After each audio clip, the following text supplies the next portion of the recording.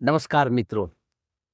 આજે આપણી સાથે સ્ટુડિયોમાં જોડાયેલા છે નીલકમલ નિમાવત સર, કે જેઓ છેલ્લા 25 વર્ષથી શૈક્ષણિક ક્ષેત્ર સાથે ખૂબ જ ઊંડાણપૂર્વક જોડાયેલા છે. જેઓનો ખૂબ જ મોટો ફાળો સ્કૂલના પ્રાઇમરીથી લઈ અને કોલેજ સુધી, એટલે કે સ્કૂલ અને કોલેજના ડેવલપમેન્ટમાં ખૂબ જ મોટો ફાળો રહેલ છે. તો આવો સ્વાગત કરીએ આપણે નીલકમલ નિમાવત સરનું આપના સ્ટુડિયોમાં.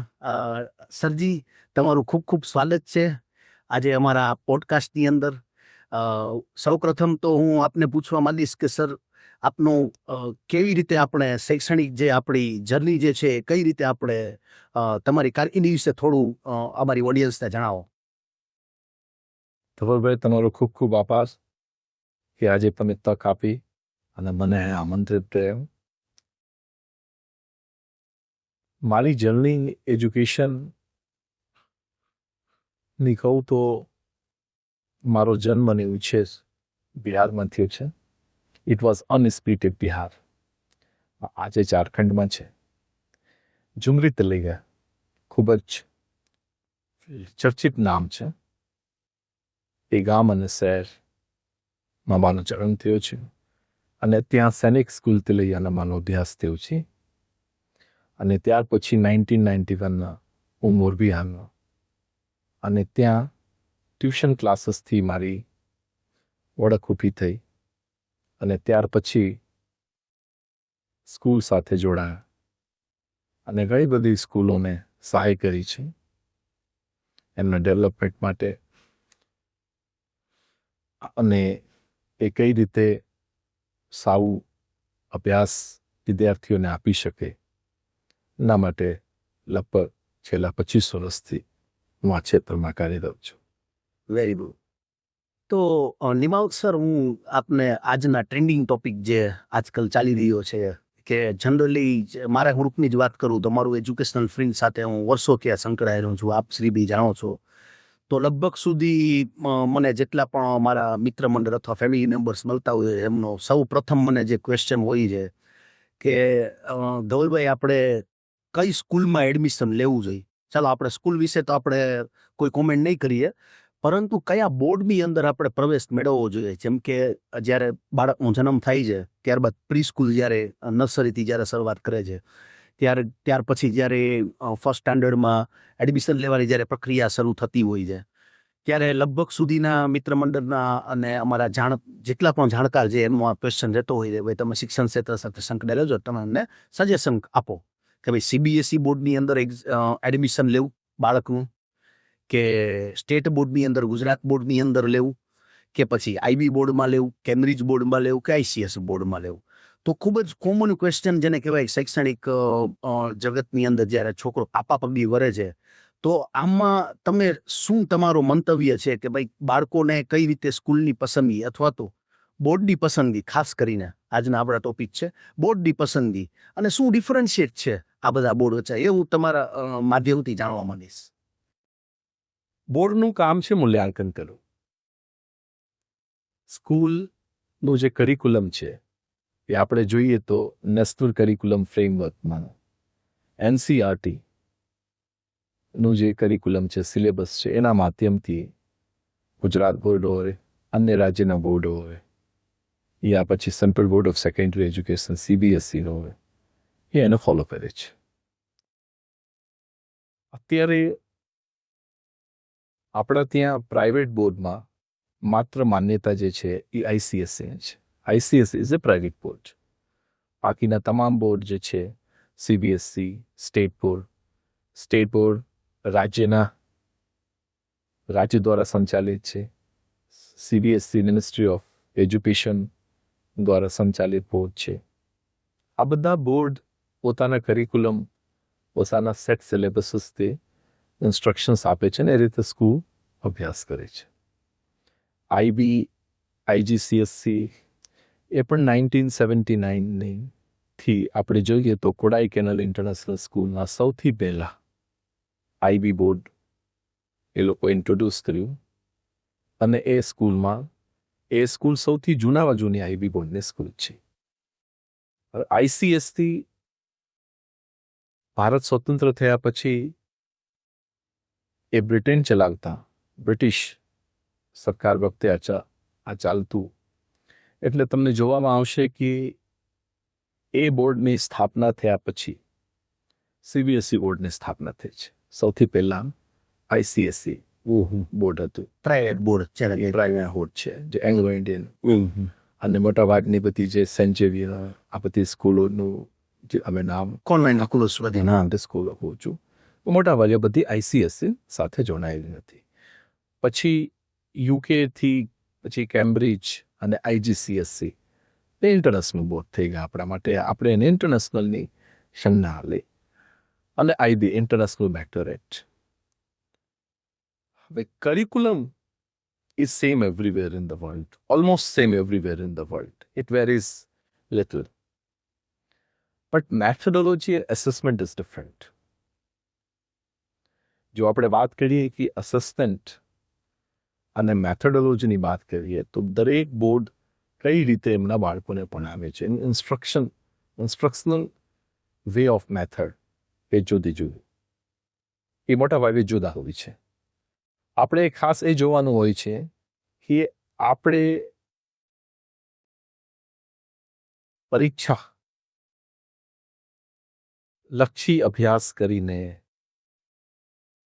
કરિયર બનાવવું છે, જેમાં લિમિટેડ ઓપ્શન્સ છે કે તમારું બાળક મેડિકલમાં જવા માગતું હોય તો એને નીટ આપવાની થાય છે, એન્જિનિયરિંગમાં જવા માગતું હોય જે ના આપે.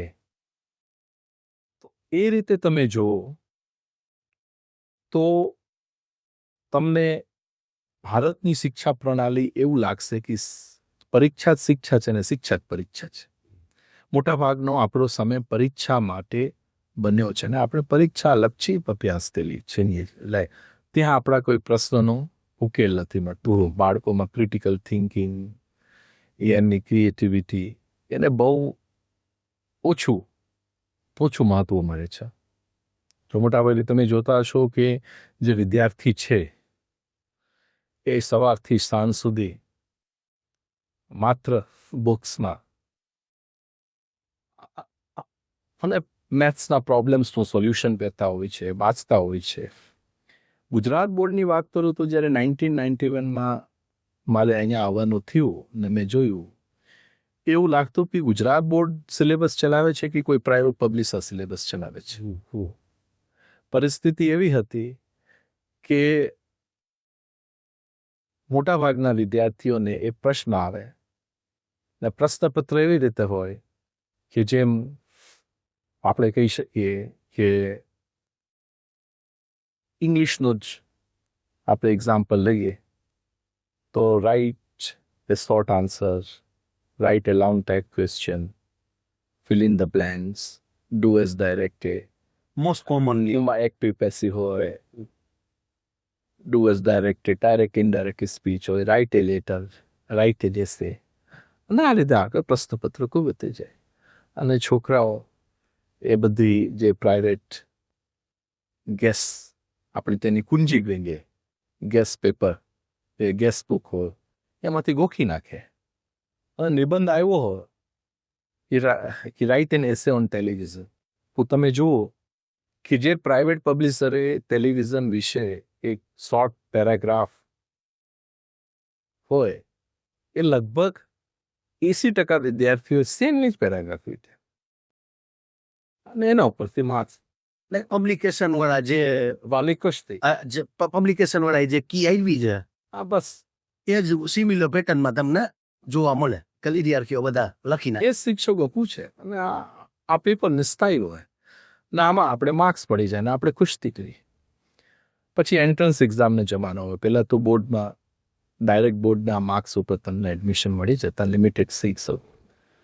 અને પછી એન્જિનિયરિંગ માટે, મેડિકલ માટે એન્ટ્રન્સ અમારી કારણ સીડો છે, આર્કિટેક્ચર, બધી તમામ પ્રકારની જે પ્રોફેશનલ કોર્સીસ છે અને સારી કોલેજોમાં તમારે એડમિશન લેવાના છે તો તમારે તૈયારી કરવી પડે છે. એ તૈયારી કરવા માટે પછી કોચિંગ ક્લાસીસનો ઊભો થયો ને આજ પણ સ્કૂલ ઉપર ઓછા લોકો નિર્ભર હોય છે ને કોચિંગ ક્લાસમાં હોય છે. પાછી એની પદ્ધતિ અલગ છે શીખવાનું. તો બોર્ડ જે છે ક્વોલિફાઈંગ એક્ઝામ્સનું સાધન બની ગયું છે. CBSE કયો યા પછી સ્ટેટ બોર્ડ કયો, આમાં કોઈ બહુ ડિફરન્સ નથી. સેમ પેટર્ન છે. કોમ્પિટિટિવ એક્ઝામ માટે એટલે મોટાભાગના વાલીઓ જે છે એ કોમ્પિટિટિવ એક્ઝામ્સ માટે કોચિંગ સેન્ટરની હેલ્પ લે છે. એ લોકોને હજી પણ સ્કૂલ અને બોર્ડ ઉપર તરસો નથી. રાઈટ. એટલે તમારે નક્કી કરવાનું છે કે જો તમે ભણવા માગો છો કે એન્ટરપ્રિન્યોરશિપ તમારામાં આવે, યા તમે એવું ઈચ્છો છો કે તમારું બાળક જે છે એ વિદેશ જઈને ભણે, તો તમારે આઈબી આઈજીસીએસસી બોર્ડમાં તમને વધુ લાભ છે. એવું નથી કે સીબીએસઈના વિદ્યાર્થીઓ સ્ટેટ બોર્ડના વિદ્યાર્થીઓ એમાં નથી જઈ શકતા, પણ ત્યાં જ્યાં પર્સનાલિટી ડેવલપમેન્ટનો પ્રશ્ન થાય છે ત્યાં આ બધા બોર્ડ વધુ ફોકસ છે compare to the traditional and conventional boards like CBSE and state boards. છેલ્લા 10 વર્ષની આપણે વાત કરીએ તો છેલ્લા 10 વર્ષમાં કે 2026થી લઈ અને પ્રીવિયસલી 10 યર્સની આપણે વાત કરીએ તો સ્ટેટ બોર્ડમાં અને સીબીએસઈ બોર્ડના કરિક્યુલમમાં તમે કોઈ તફાવત મતલબ રાખી, કોઈ ઇમ્પ્રુવમેન્ટ્સ કે કોઈ સિલેબસમાં ચેન્જીસ કે એવું કંઈ લાઈક કે ભાઈ હવે જમાના પ્રમાણે આપણે છોકરાઓને ક્રિટિકલ થિંકિંગ વિશે થોડું આપણે એમાં ઇન્વોલ્વ કરીએ કે આપણે પ્રેક્ટિકલ બેઝ લર્નિંગમાં આપણે થોડું મોડિફિકેશન કરીએ, આવું કાંઈ તમારા ધ્યાનમાં કંઈ એવું? ઘણા સમયથી વાત ચાલે છે કે નેશનલ એજ્યુકેશન પોલિસી 2020 આવ્યા પછી આપણે સ્કિલ એજ્યુકેશન ઉપર ફોકસ કરવું છે. હે. સ્કિલ માટે સ્કૂલો પાસે રિસોર્સિસ નથી. રિસોર્સિસનો terms? Resources in terms of સારી લાઇબ્રેરી નથી, ઓકે. બુક્સની અવેલેબિલિટી નથી. માત્ર જે બુક્સ છે એકેડમિક બુક્સ છે, રેફરન્સ બુક્સ બહુ ઓછી છે. બુક્સમાં તમે જુઓ તો ફિક્શન, નોન ફિક્શન, ક્યાંય પણ તમને સારી લાઇબ્રેરી બહુ ઓછી સ્કૂલમાં જોવા મળશે કે જેમની પાસે 10,000 12,000 બુક્સ. મેકર સ્પેસ જ્યાં છોકરાઓ ક્રિએટિવિટી કરી શકે, કમ્પ્યુટર લેબ્સ. અહીંયા કમ્પ્યુટર એક સબ્જેક્ટ તરીકે બનાવીને પેપરમાં એમ પૂછે કે ઈમેલ કેમ લખાય છે, છોકરાઓને લખવાનું પેપરમાં ઈમેલ નામ લખાય છે. તો આ રીતે એને એક્સપોઝર નથી. એ રિયલ ટર્મ્સમાં ઈમેલ 6th સ્ટાન્ડર્ડનો છોકરો ઈમેલમાં એનું જીમેલ એકાઉન્ટ બનાવે, એ ઈમેલ એના ફ્રેન્ડને લખે, એ પ્રકારનું ઈમેલ નથી શીખતા. બસ તમને પૂછવામાં આવે પેપરની સ્ટાઇલમાં કે how to write an email and write an email to your friend describing your visit to museums. તો એ આ એક પ્રકારનો પ્રશ્ન આપ્યો છે અને ઈમેલની જગ્યાએ એ પ્રેક્ટિકલી ઈમેલ લખતો નથી, માત્ર પેપરમાં લખે છે ને ઈમેલના જે માર્ક્સ હોય એ ટીચર એસેસ કરીને એને આપી દે છે. આવી સ્થિતિમાં જો પ્રેક્ટિકલ એપ્રોચ નહીં હોય આપણા એજ્યુકેશન સિસ્ટમમાં, તો આપણા બાળકોમાં ઇનોવેટિવ આઈડિયાઝ નહીં આવે, ક્રિટિકલ થિંકિંગ નહીં આવે ને આની આ સ્થિતિ એમનામ અમેઝિંગ. અને આપણે NEP 2020ની વાત કરીએ છીએ, મને લાગતું નથી કે જ્યાં સુધી રિસોર્સિસ નહીં હોય, ઇન્ફ્રાસ્ટ્રક્ચરમાં ચેન્જીસ નહીં આવે, તમારે સ્કૂલમાં આ પ્રકારના લાઇબ્રેરી નહીં હોય, મેકર સ્પેસ નહીં હોય, લેબ્સ નહીં હોય, કમ્પ્યુટર લેબ્સ નહીં હોય, ડેટાબેઝ નહીં હોય, તો તમે માત્ર બુક્સ આપશો, તમારું સિલેબસ હશે, ક્વેશ્ચન પેપરની સ્ટાઇલની જે તમને વાત કરી, write a short type answer, write a long time answer, fill in the blanks. બસ આ ક્વેશ્ચન પેપર હશે, વિદ્યાર્થી ગોખીને રોટ લર્નિંગ કરીને લખશે અને તમે એને માર્ક્સ આપી દેશો અને વાલી ખુશ થઈ જશે કે આ તું બાળક તો ખૂબ માર્ક્સ આવે. ના, એ તો સ્વાભાવિક વસ્તુ છે, એ તમારી વાત ખૂબ જ સાચી છે. આપણે જોતા હોઈએ છીએ કે મોટા મોટા ફૂલ પેજ ન્યૂઝપેપર એડવર્ટાઇઝમેન્ટમાં રિઝલ્ટ દેખાડવામાં આવે છે મોટી મોટી સંસ્થાઓ દ્વારા કે જેમની પાસે 8,000 9,000 હજાર સ્ટુડન્ટની સ્ટ્રેન્થ છે. રાઈટ, 9,000 હજાર સ્ટુડન્ટ એક ઇન્સ્ટિટ્યૂટની અંદર ભણે છે.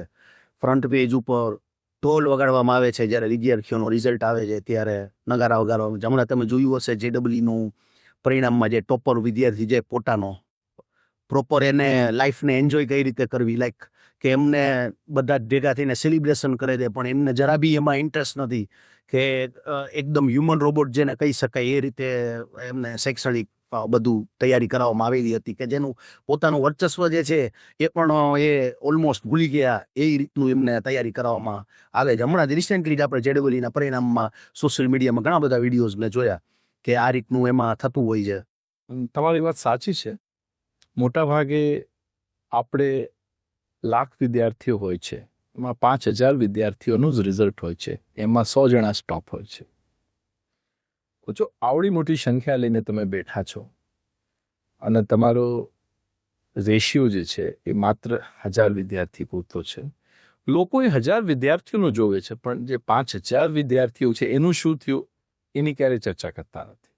એમની પાસે પછી કોઈ વિકલ્પ હોતા નથી.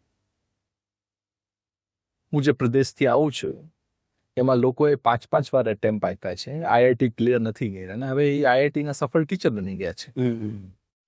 ત્યાં કોચિંગ ક્લાસીસ ચલાવે છે.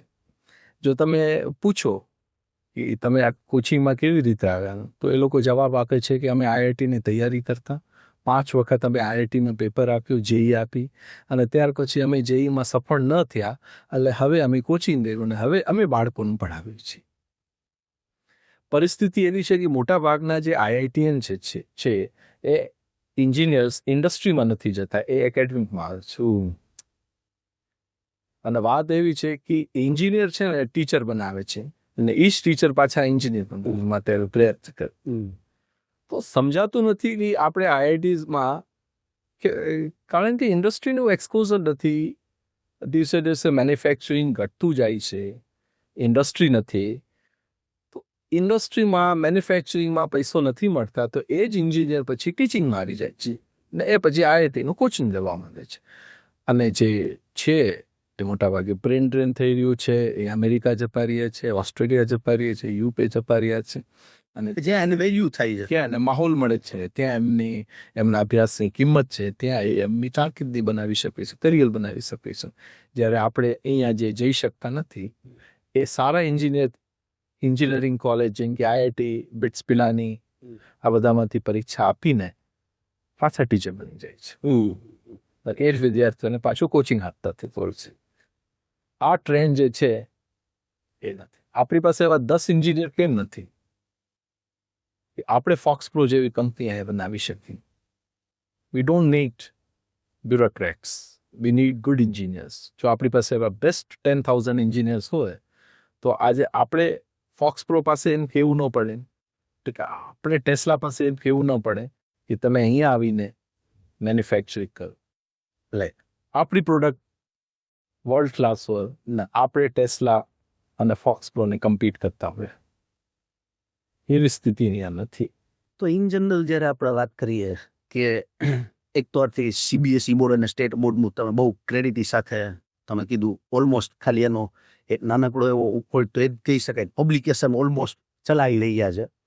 તો એની સામે તમે કેમ્બ્રિજ બોર્ડ કે આઈબી બોર્ડ એને તમે કઈ રીતે જોઈ રહ્યા છો? લાઈક કે સે ફોર એક્ઝામ્પલ કે અત્યારના મારા બાળકને કે આઈબી બોર્ડમાં કે કેમ્બ્રિજ બોર્ડમાં બેસાડવું હોય અને સેમ વેમાં કોઈ અધર સ્ટુડન્ટ જે છે એ સેમ ટાઈમે સ્ટેટ બોર્ડ વચ્ચે, તો બંને વચ્ચે શું ડિફરન્ટ ક્રિએટ થાય છે? શું એવું તો આઈબી બોર્ડ અને કેમ્બ્રિજ બોર્ડના સ્ટુડન્ટ જે છે કે જે વધુ સારી રીતે શીખી શકતા છે, જે આપણા સ્ટેટ બોર્ડના કે સીબીએસઈ બોર્ડના સ્ટુડન્ટ્સ નથી શીખી શકતા, એવી તો શું મેથોડોલોજી છે? સીબીએસઈ બોર્ડ એ બોર્ડના સ્ટુડન્ટો એમને બંધન છે. ઓકે, આપણા ત્યાં શિક્ષા જ પરીક્ષા છે અને પરીક્ષા જ શિક્ષા છે. એટલે એ એક્ઝામ ઓરિએન્ટેડ છે. રાઈટ. જો એ પરીક્ષા પાસ નહીં કરે, તમને કોઈ પૂછતું નથી તમારી પાસે ઇનોવેટિવ આઈડિયાઝ શું છે, ક્રિટિકલ થિંકિંગ, કે તમે શું તમારા આઈડિયાઝ છે. તમને કહેવામાં આવ્યું છે કે આ કોર્સ છે, આ સિલેબસ છે, આ અમે પૂછવાના છીએ અને તમને આની તૈયારી કરવાની. જ્યારે કે આઈબી આઈજીએસએસસીમાં ફ્લેક્સિબલ લર્નિંગ છે, સેલ્ફ બેઝ લર્નિંગ છે, પ્રોજેક્ટ બેઝ લર્નિંગ છે. તમે તમારા આઈડિયાઝ આપો છો અને આઈડિયાઝ રૂલ ધ વર્લ્ડ.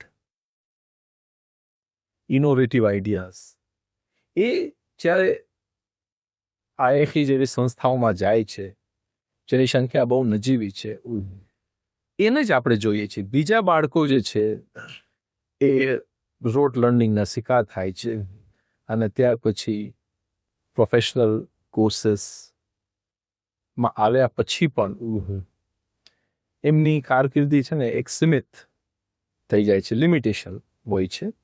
અને આ બધા બોર્ડ તમને બાઉન્ડ્રીની વચ્ચે બાંધી દે છે. તો જે ફ્લેક્સિબલ લર્નિંગ છે એ તમને આઈબી અને આઈજીસીએસસીમાં જોવા મળશે. પાથિકુમને ફોરેન જવું હોય તો આઈબી અને આઈજીસીએસસીમાં ડાયરેક્ટ એન્ટ્રી મળે. જ્યારે આ બધા બોર્ડમાં તમને પ્રોફિશિયન્સી એક્ઝામિનેશન. પ્રોફિશન્સી એક્ઝામિનેશન તમામ પ્રકારની એક્ઝામ્સ આપવી પડે છે. આઈલેટ્સ ઇંગ્લિશ માટે જો તમે જો તમારું ઇન્સ્ટ્રક્શન મીડિયમ વર્નાકુલર મીડિયમ છે તો આઈલેટ્સ આપવી પડે, ડ્યુલિંગો આપવી પડે, ટોફેલ આપવી પડે, આ બધી એક્ઝામ્સ આપવી પડે છે. અને ત્યાર પછી તમે તમારું સિલેક્શન થાય છે. whenever you are applying, so they see your criteria and then they offer you admission. આપણે જોઈ રહ્યા છીએ કે જેમ કે આઈબી બોર્ડની કેમ્બ્રિજ બોર્ડની સ્કૂલ જે છે શહેરોની અંદર, એ ગુજરાત બોર્ડ ને સીબીએસઈ બોર્ડની તુલનામાં ખૂબ જ વધારે ફીસ ધરાવતી હોય છે. સે ફોર એક્ઝામ્પલ કે રાઇટ નાઉ રાજકોટના સિનારીઓની વાત કરીએ આપણે તો જનરલી એક સારી સીબીએસઈ સ્કૂલની જો આપણે ફીસ જોઈએ તો એ નિયર અબાઉટ 30,000થી લઈ અને ઓલમોસ્ટ 90 to 1 લાખ રૂપીસની આસપાસનો ઓલમોસ્ટ કુલ જે છે એ કવર થઈ જતી હોય છે પર એનમ. જ્યારે તમે કેમ્બ્રિજ બોર્ડની અને આઈડી બોર્ડની સ્કૂલની વાત કરી છો તો મેજરલી જે starting range will be start from 2 lakh rupees પર એનમ. તો આવા સંજોગોની અંદર જે એવા ફેમિલીઝ જે છે કે જેને વિદ્યાર્થી જેમની પારિવારિક ઇન્કમ જે છે, વાર્ષિક ઇન્કમ જે છે, એ ધારીને પણ આ અફોર્ડ ન કરી શકતા હોય કે ભાઈ ચલો આપણે એને ફ્લેક્સિબલ લર્નિંગમાં લઈ જઈએ કે એમને પ્રોજેક્ટ બેઝ લર્નિંગમાં લઈ જઈએ, તો આવા વિદ્યાર્થીઓને તમે શું સજેશન, આવા વિદ્યાર્થીઓના વાલીને તમે શું સજેશન આપશો કે તમે કઈ રીતે એ બાળકનું સેમ લેવલનું ડેવલપમેન્ટ કરી શકે? કે ભલે સ્ટેટ બોર્ડની સ્કૂલમાં મળતા હોય પણ એને કેવું એન્વાયરમેન્ટ વિદ્યાર્થીને મળવું જોઈએ પરિવાર તરફથી કે સેમ લેવલનો ગ્રોથ કરી શકે, એવું કોઈ તમારું સજેશન ખરી? મારા મત પ્રમાણે everything is a product of environment. તમારી સ્કૂલ તમને કેવું વાતાવરણ આપે છે એ બહુ ઇમ્પોર્ટન્ટ છે. જો તમારી સ્કૂલમાં લર્નિંગ રિસોર્સિસ નહીં હોય, મેકર સ્પેસ નહીં હોય, તમારું syllabus stem science, technology, engineering ને મેથેમેટિક્સ બેઝ નહીં હોય, ટીચર્સ અને તમારે ત્યાં કાઉન્સલિંગ નહીં થતું હોય,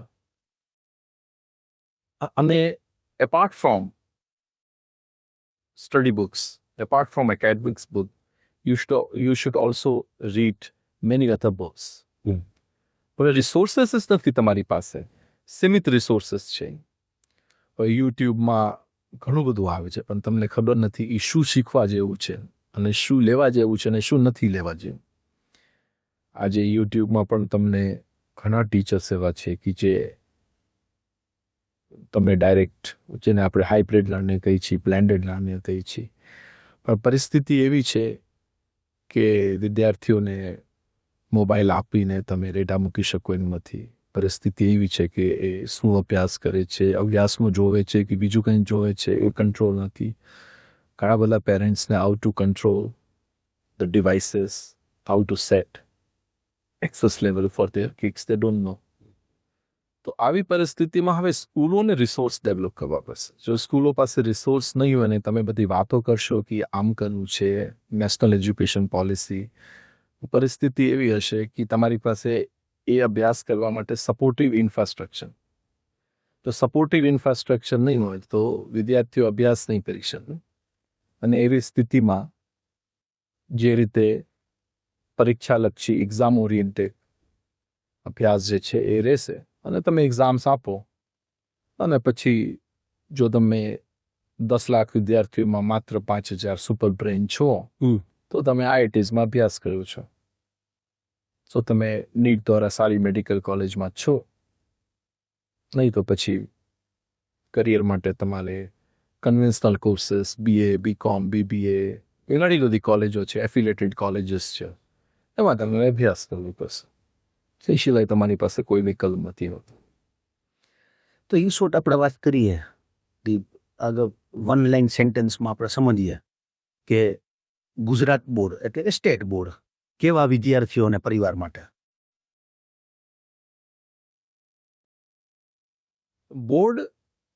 બોર્ડ જે છે એનું કામ છે મૂલ્યાંકન કરવું. એ તમારે જોવું પડે કે કઈ રીતે તમારા બાળકનું મૂલ્યાંકન કરે છે. એની મૂલ્યાંકનની પદ્ધતિ શું છે, what is the procedure of assessment. જો એ ફક્ત પેન બેઝડ, બુક બેઝડ, કોપીમાં માત્ર આન્સર લખીને જો મૂલ્યાંકન કરે છે તો પછી એ એક્ઝામ ઓરિએન્ટેડ એસેસમેન્ટ છે.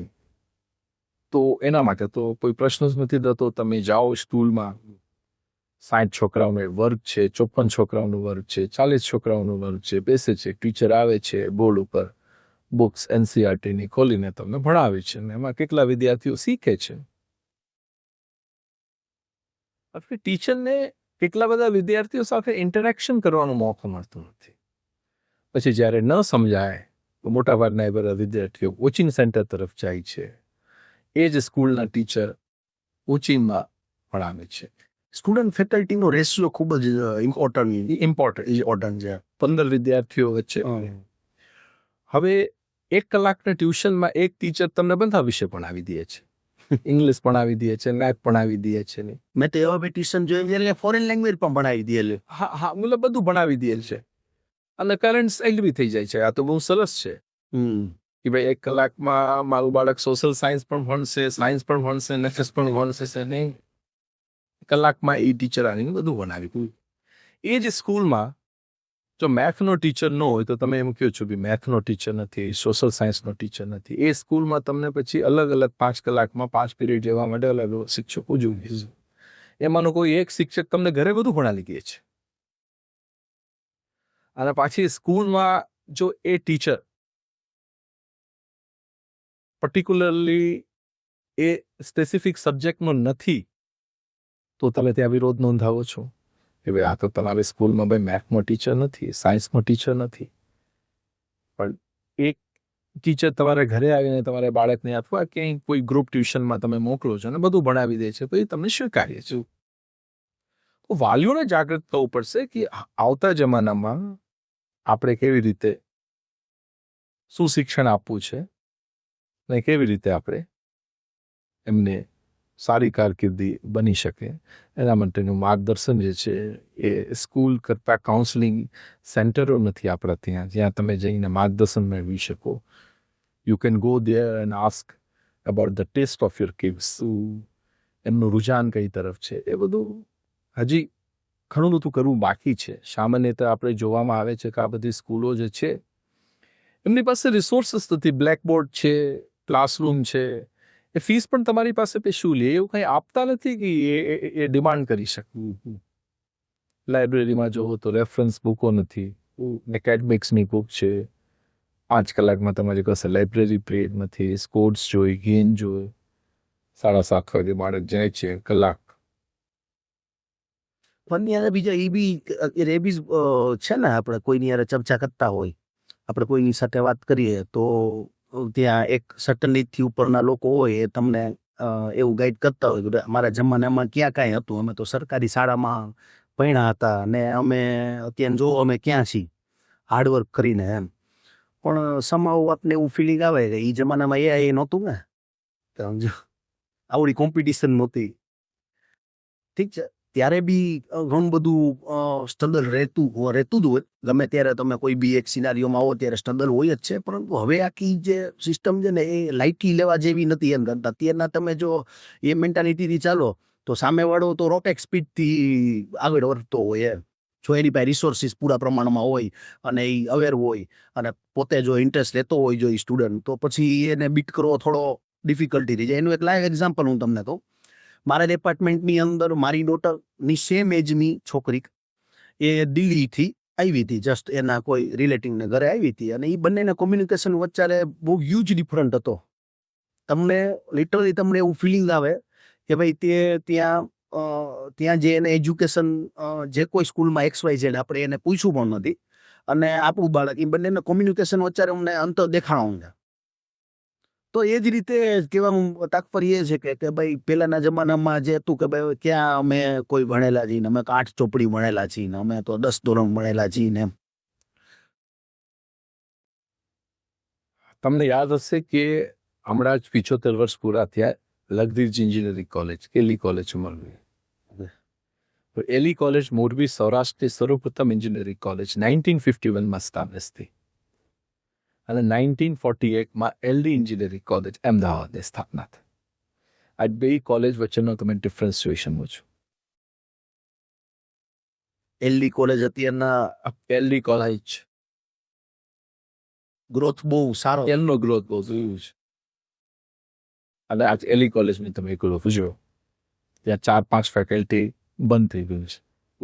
25 વર્ષ ત્યાં સરકાર એમ કહે છે કે આને રીડેવલપ કરવાનું છે. એ જગ્યા નિયમ પણ છે. ઉજવણી થાય છે. ઉજવણી આપણે સેલિબ્રેશન થાય. સેલિબ્રેશન કરીએ છીએ. પણ એ સેલિબ્રેશનમાં પૂછો કે 75 વર્ષમાં છેલ્લા 20 વર્ષમાં એલી કોલેજનો ગ્રોથ શું છે, તો તમને જોવા મળશે એ જે ફેકલ્ટીઝ છે અમુક બંધ થઈ ગઈ છે. કોઈ શિક્ષકો એ ત્યાં રહેવા માંગતા નથી. 5 વર્ષ 10 વર્ષ થાય એટલે એમને એવું હોય છે કે એમને અમદાવાદ ટ્રાન્સફર નહીં જાય, રાજકોટ ટ્રાન્સફર નહીં જાય. એમને એમના બાળકોને ભણાવે છે એટલે એ રાજકોટ પસંદ કરે છે, અમદાવાદ પસંદ કરે છે. પણ એમની પાસે જે કોલેજમાં બાળકો છે એમનું ભવિષ્યની એમની ચિંતા બહુ ઓછી છે. બહુ હું નથી કહેતો ત્યાં પણ હશે, ઘણા બધા શિક્ષકો બહુ મહેનત કરી રહ્યા છે, પણ એની સંખ્યા બહુ ઓછી છે. બીજું સિટીનું પણ એક જવાબદારી હોય છે. ત્યાંના લોકલ સ્ટેક હોલ્ડરની પણ જવાબદારી હોય છે. એમને પણ રસ નથી લીધો એલી કોલેજમાં શા માટે સંખ્યા ઘટી રહી છે. એક સમય સૌરાષ્ટ્રનું નાક હતી વેલી કોલેજ, બહુ પ્રેસ્ટિજિયસ હતી. એમાંથી ઘણા બધા લોકો એન્જિનિયર બન્યા છે. પરિસ્થિતિ એવી છે કે એવી જ સ્થિતિ હવે અત્યારે મોરબી જિલ્લામાં 10 જેટલી સીબીએસઈ એફિલેટેડ સ્કૂલ છે. એ પ્રમાણમાં સ્ટેટ બોર્ડની સ્કૂલો જે છે એ માત્ર 1 કે 2 ખુલી છે. તો જ્યારે એમનું ગ્રોથ જો સીબીએસઈ એફિલેટેડ સ્કૂલનો કમ્પેર ટુ ગુજરાત બોર્ડની સ્કૂલ મોરબી જિલ્લા તો બહુ ઓછી છે. તો એનાથી અંદાજો લાગી શકે છે કે ગુજરાત બોર્ડની જે સ્કૂલો છે અને સીબીએસઈ સ્કૂલ છે એમાં પણ હરીફાઈ છે. તો જ્યાં સુધી તમે એવું નક્કી નહીં કરો કે કયા પ્રકારના રિસોર્સિસ આપણે જોઈએ છીએ, કારણ કે 2 સ્કૂલ છે, સીબીએસઈ એફિલેટેડ સ્કૂલ છે અને ગુજરાત બોર્ડ એફિલેટેડ સ્કૂલ છે, પણ બંને સ્કૂલ વચ્ચે શું ડિફરન્સ છે ને એ ડિફરન્સ સ્ટેટ બોર્ડ લાંબા સમયથી 2 વર્ષ 3 વર્ષથી એવું નક્કી કરે છે કે આપણે જૂનની જગ્યાએ એપ્રિલથી સત્ર શરૂ કર, પણ હજી સુધી કરી શકી પેપર ઉપર પ્લાનિંગ કાંઈ છે હજી સુધી અમલમાં નથી. આ વખતે સીબીએસઈ 2 બોર્ડ એક્ઝામ લેવા જઈ રહી છે. હોર્ન માર્કિંગની સ્કીમ ઇન ડ્રાફ્ટ યસ. તો એની સાપેક્ષમાં જોવું પડશે કે ગુજરાત બોર્ડ શું કહે. તો જો તમે ઇનોવેશન નહીં લાવો, ઇનોવેટિવ આઈડિયાઝ નહીં હોય બોર્ડ પાસે, તો વિદ્યાર્થી ગુજરાત બોર્ડથી પછી સીબીએસઈ એફિલેટેડ સ્કૂલ વધારે પસંદ થશે. અને CBSE affiliated school world class IB અને આઈજીસીએસસી જેવા resources, teachers, faculties, project base learning નહીં લાવે તો છોકરા આજે તમે જો મુંબઈ અને બેંગ્લોરમાં વધુને વધુ આઈજીસીએસસી મેક્સિમમ આઈબીની સ્કૂલ્સ બેંગ્લોરમાં, કેમ કે એ ઓસ્મોપોલિટિક સિટીઝ છે. વहाँ ઘણા બધા બાળકોને ભણીને ફોરેન જવું છે, કેમ કે વहाँ બધી યુનિવર્સિટી વર્લ્ડ ક્લાસ છે. અહીંયા તમે ઓપોર્ચ્યુનિટી ઇમ્પ્રૂવ નથી કરી શકતા. મોટાભાગે 5-6 આઈઆઈટી સિવાય બીજી બધી જે આઈઆઈટીઝ છે એ પણ બહુ સારું કરી નથી રહી, કારણ કે ત્યાં ફેકલ્ટીઝ નથી. ઇન્ફ્રાસ્ટ્રક્ચર તો છે પણ ફેકલ્ટીઝ પણ હોવા જોઈએ, રિસોર્સિસ પણ હોવા જોઈએ.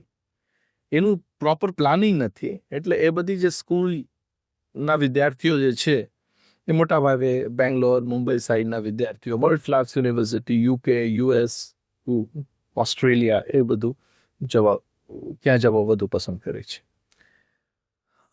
ખૂબ જ સારી જાણકારી જે છે એ આજે આપણે અનિલ કમલ લીમાવત સર પાસેથી એક શિક્ષણના જે સ્કૂલિંગ જેને કહેવાય એને ખૂબ જ ઊંડાણપૂર્વક જે છે એ આપને સમજાવી ખૂબ જ સારી રીતે. હવે એક મારો લાસ્ટ ક્વેશ્ચન જે સર આપને રહેશે કે સે ફોર એક્ઝામ્પલ કે અત્યારના એક એક્ઝામ્પલ નહીં વાત કરીએ આપણે કે તમારું બાળક 1st સ્ટાન્ડર્ડમાં આવી રહ્યું છે, એક્ઝામ્પલ લઈએ તો તો તમે કયા બોર્ડની અંદર તમારા બાળકનું એડમિશન જે છે એ કરશો, જેથી કરીને આપણા દર્શક મિત્રો જેટલા પણ છે, જે આ પહેલો જે પ્રશ્ન જેને તમને વાત કરી કે ભાઈ કયા બોર્ડની અંદર વિદ્યાર્થી જે છે એમને આપણે એડમિશન અપાવવું જોઈએ, અને ખૂબ સારો સરળ તમારો જવાબ હતો કે ભાઈ બોર્ડનું કોઈ એટલું મહત્વ એટલું બધું નથી રહેતું, બધા જ બોર્ડ સમાન છે, પણ મેથેડોલોજી અને અસેસમેન્ટ ખૂબ જ મોટી વાત છે આ બંનેનો જે વાક્ય છે એને સમજવા. તો અત્યારના એઝ ઓફ નાવ કરન્સીના 2026માં આપશ્રી શું નિર્ણય લેશો? પરિસ્થિતિ એવી છે કે જે આઈબી આઈજીસીએસસી બોર્ડ છે એ દરેક જગ્યાએ અવેલેબલ નથી. રાઈટ. હવે સીબીએસસી બોર્ડનું ચલણ વધ્યું છે અને ઘણી બધી સ્કૂલ સીબીએસસી એફિલિએટેડ છે. આઈસીએસસી બોર્ડ પણ રાજકોટમાં છે, મોરબીમાં હવે કોઈ પ્રયત્ન કરી રહ્યા છે, એક સ્કૂલે આઈસીએસસી બોર્ડ માટે એફિલિએશન લીધું છે. હવે વાલીઓ માટે પસંદગી જો રાજકોટમાં હોય અને એમની પાસે ઓપ્શન્સ અવેલેબલ છે, બટ મોરબી, ધોરાજી જેવા નાના જે સેન્ટર છે ત્યાં વાંકાને ત્યાં ઓપ્શન અવેલેબલ નથી, તો ના છૂટકે ત્યાં વાલીઓને ગુજરાત બોર્ડ ત્યાંથી સીબીએસઈ. या सीबीएसई बोर्ड પરંતુ અગર ઓપ્શન અવેલેબલ હોય, સે ફોર અમદાવાદ છે, સુરત છે, વડોદરા છે, ઓપ્શન અવેલેબલ હોય અને એમને એક્ઝામ ઓરિએન્ટેડ ન બનાવવા હોય, ફ્લેક્સિબલ લર્નિંગ આપવું હોય, કરિયર ઓરિએન્ટેડ બને, ક્રિટિકલ થિંકિંગ એનું ડેવલપ થાય, તો એ બધા માટે એમને આઈબી અથવા આઈજીસીએસસી બોર્ડમાં ક્લાસ કરવો જોઈએ મારું માનવું છે. ખૂબ જ સારી ઇન્ફોર્મેશન આજે આપ સૌ સુધી અમારા માધ્યમથી મળી હશે એવી હું આશા રાખું છું. અને આજના ટોપિકનો આજે આપણે પૂર્ણ વિરામ કરીશું. અને ખાસ હું તમારો આભાર વ્યક્ત કરીશ નિમાવત સર, એ તમારો કિંમતી સમય આપી અને અમારા પ્રેક્ષકોને અને અમારા જે કાંઈ સબસ્ક્રાઈબર છે એમને તમારા માધ્યમથી અમે સાચી અને સચોટ માહિતી આપી શક્યા. Thank you so much. Thank you.